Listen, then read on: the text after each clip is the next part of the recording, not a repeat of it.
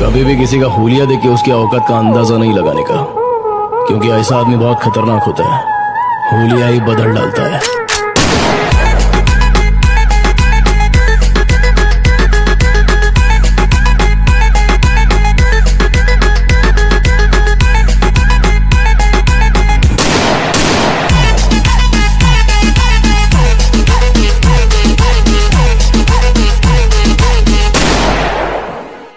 Hello दोस्तों, आज हम जिस व्यक्ति की बात कर रहे हैं वे एक सामाजिक कार्यकर्ता रह चुके हैं और सरकारी कामकाज में अधिक पारदर्शिता लाने के लिए संघर्ष कर रहे हैं। भारत में सूचना अधिकार अर्थात सूचना कानून के आंदोलन को जमीनी स्तर पर सक्रिय बनाने वाले, सरकार को जनता के प्रति जवाबदेही बनाने और गरीब नागरिकों को भ्रष्टाचार से लड़ने के लिए सशक्त बनाने हेतु उन्हें वर्ष 2006 में रमन मैग्सेसे पुरस्कार से सम्मानित किया गया।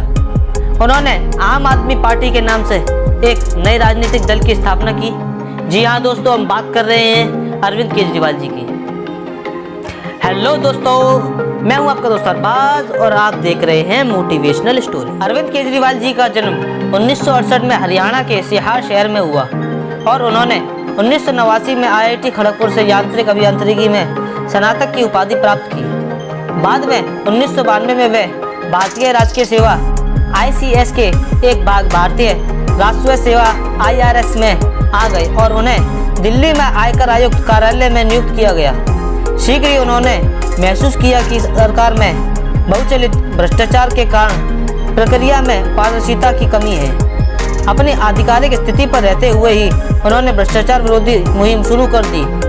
प्रारंभ में अरविंद जी ने आयकर कार्यालय में पारदर्शिता बढ़ाने के लिए कई परिवर्तन लाने में महत्वपूर्ण 2002 में उन्होंने काम से विश्राम ले लिया और दिल्ली आधारित एक नागरिक आंदोलन परिवर्तन की स्थापना की, जो एक पारदर्शी और जवाबदेही प्रशासन को सुनिश्चित करने के लिए काम करता है। इसके बाद फरवरी 2006 में उन्होंने सरकारी नौकरी से इस्तीफा दे दिया और पूरे समय के लिए सिर्फ परिवर्तन में ही काम करने लगे।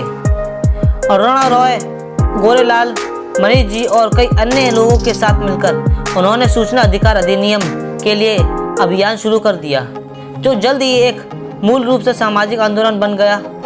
दिल्ली में सूचना अधिकार अधिनियम को 2001 में पारित कर दिया गया। अंत में राष्ट्रीय स्तर पर भारतीय संसद में 2005 में सूचना अधिकार अधिनियम RTI को पारित कर दिया गया। जुलाई 2006 में उन्होंने पूरे भारत में RTI के बारे में जागरूकता फैलाने के लिए एक अभियान शुरू किया। दूसरों को प्रेरित करने के लिए अरविंद जी ने अब अपने संस्थान के माध्यम से एक RTI पुरस्कार की स्थापना की है। सूचना का अधिकार गरीब लोगों के लिए तो महत्वपूर्ण है ही साथ आम आदमी और पेशेवर लोगों के लिए भी उतना ही महत्वपूर्ण है। आज भी कई भारतीय सरकार के निर्वाचन की प्रक्रिया में निष्क्रिय दर्शक बने हुए हैं। अरविंद जी सूचना के अधिकार के माध्यम से प्रत्येक नागरिक को अपनी सरकार से प्रश्न पूछने की शक्ति देते हैं। अपने संगठन परिवर्तन के माध्यम से वे लोगों को प्रशासन से सक्रिय रूप से हिस्सा लेने के लिए प्रेरित करते हैं। RTI को आम नागरिक के लिए एक शक्तिशाली उपकरण बनाने में लंबा समय लगेगा। हालांकि अरविंद जी ने हमें दिखा दिया है कि वास्तव में इसके लिए एक संभव रास्ता है।